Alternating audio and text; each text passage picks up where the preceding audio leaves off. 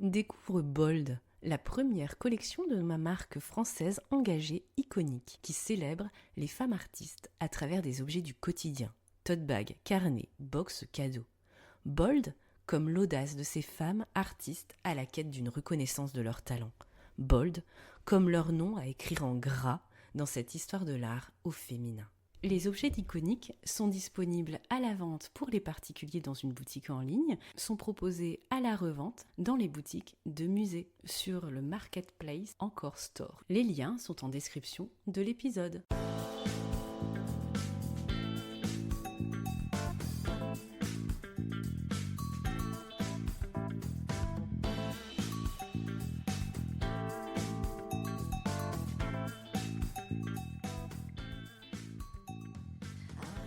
Bonjour à tous et bienvenue sur le podcast J'ai l'œil du tigre.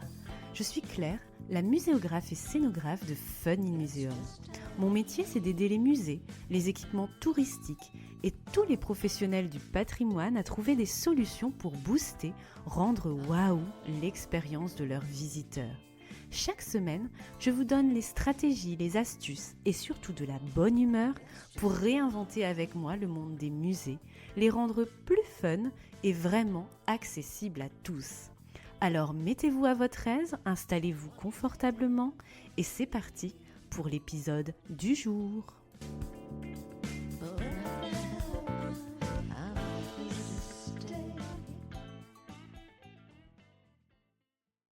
Bonjour, j'ai le plaisir de vous accueillir dans ce nouvel épisode du podcast J'ai l'œil du tigre, l'épisode numéro 129, celui du mois de novembre 2025.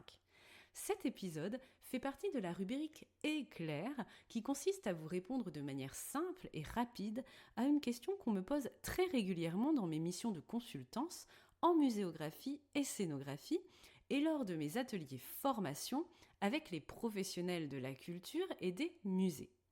Ces questions ont pour caractéristique d'être à la fois simples et complexes en termes de notions, mais souvent avec quelques bonnes explications, tout s'éclaire rapidement. La question de cet épisode est « Qu'est-ce que le figital dans une exposition ?» Comme vous le savez peut-être, lorsque j'ai créé Fun in Museum il y a maintenant 10 ans, devenant consultante indépendante, l'une des expertises clés de mon entreprise était le numérique au musée. Aujourd'hui, c'est toujours le cas, car lorsqu'on crée des expositions ludiques, immersives et innovantes, le numérique offre souvent de belles solutions pour rendre le visiteur acteur de son expérience.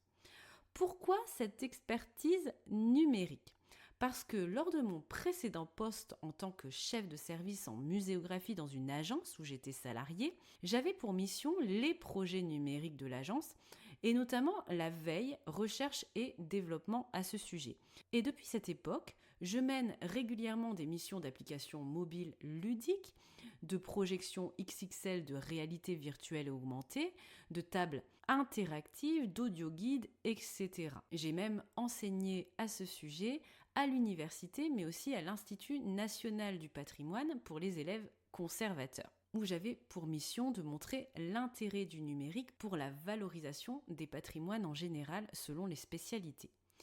Mes missions régulières en numérique sont de définir le concept de ces outils de médiation, d'en imaginer le scénario utilisateur, puis de sélectionner les images, d'écrire les textes, les scripts, les jeux qu'on va trouver dans ce média numérique qui sera ensuite conçu et réalisé par un prestataire audiovisuel. Parmi mes projets 2025, un projet d'audio guide dans un château, un film en réalité virtuelle pour une exposition immersive et multisensorielle, une application mobile ludique pour un site extérieur, entre autres. Je vous l'avoue, créer des outils numériques figitaux est ce que je préfère le plus. Alors, qu'est-ce que le figital ? Comme vous pouvez l'entendre, figital est la contraction de deux mots, le mot physique et le mot digital. Cela signifie donc que le dispositif de médiation est à la fois physique et digital. Lorsqu'on parle de physique, cela renvoie à des outils de médiation type manipulation, où le visiteur va interagir avec de vraies choses, des éléments physiques. Et lorsqu'on parle de digital, cela renvoie bien évidemment à du numérique, à des surfaces interactives type écran tactile. Ainsi, L'expérience du visiteur est à la fois manipulatoire dans la participation souvent uniquement tactile, avec des éléments de mobilier d'exposition, mais il s'agit aussi d'une expérience numérique où il va pouvoir cliquer, découvrir des contenus immatériels diffusés par un écran, une projection par exemple. On aurait tendance à penser que les outils de médiation digitaux sont une innovation récente, mais c'est totalement faux. Moi qui réalise une veille depuis plus de 15 ans sur ces outils, je peux vous dire que lorsqu'on parle de digital, je pense en premier lieu à un équipement que j'ai visité en janvier 2014, le musée de la RDA à Berlin. Dans ce musée composé de period rooms, de décors à explorer et d'une muséographie et scénographie participative, avec des trappes, des placards, etc., vous aviez aussi une grande table interactive digitale. Je pense que, d'ailleurs, aujourd'hui, on peut toujours la trouver et elle fonctionne encore. Magique pour un dispositif numérique, me direz-vous, plus de 10 ans après. Sur cette table interactive, on pouvait y placer différents objets en lien avec le thème de Berlin et de la RDA, par exemple une boussole, un cadenas, etc. Et lorsque ces objets touchaient la surface de la table numérique interactive, ils déclenchaient un contenu. Par exemple, une galerie photo, un texte, il me semble qu'il y avait aussi des jeux ou des énigmes ou des devinettes. Lorsque des objets déclenchent des animations sur une surface numérique, on appelle cela la technologie tangible. Ainsi, vous voyez bien que l'expérience sur cette fameuse table du musée de la RDA de Berlin est digitale. On place de vrais objets grâce à la manipulation, puis on accède à un programme numérique qui n'est pas uniquement consultable en scrollant avec le doigt. Le digital permet donc une expérience numérique et manipulatoire enrichie.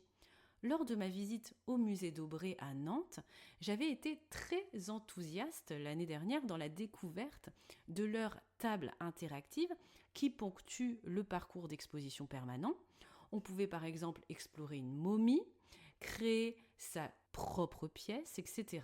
J'aurai l'occasion de vous reparler de ce parcours digital extraordinaire dans ce musée d'Aubray dans un épisode dédié avec l'institution en 2026. Ainsi, je ne vous spoile pas ce dont nous allons vous parler en détail. Il va falloir patienter. Voilà donc ce qui est un outil de médiation digitale dans une exposition. Vous voyez, c'est finalement une notion très simple, mais malheureusement, on n'y pense pas toujours. On réduit très régulièrement les expériences numériques à des surfaces tactiles sans aucun décor et manipulation poussée. Et d'un autre côté, les manipulations ont rarement en même temps une entrée numérique. Voilà donc une nouvelle piste d'innovation pour vos prochaines expositions. Mais il existe bien d'autres options comme les écrans haptiques et autres technologies plus ou moins anciennes qui n'ont pas encore déployé tout leur terrain de jeu dans les musées. J'espère que cet épisode vous a plu et qu'il vous a donné de l'inspiration. Nous nous retrouvons au mois de décembre pour fêter ensemble les 5 ans déjà du podcast J'ai l'œil du tigre avec un épisode davantage tourné vers le mentorat avec la rubrique Ready to Shine que vous appréciez beaucoup au-delà de ces épisodes plus muséographie et scénographie. À bientôt sur J'ai l'œil du tigre.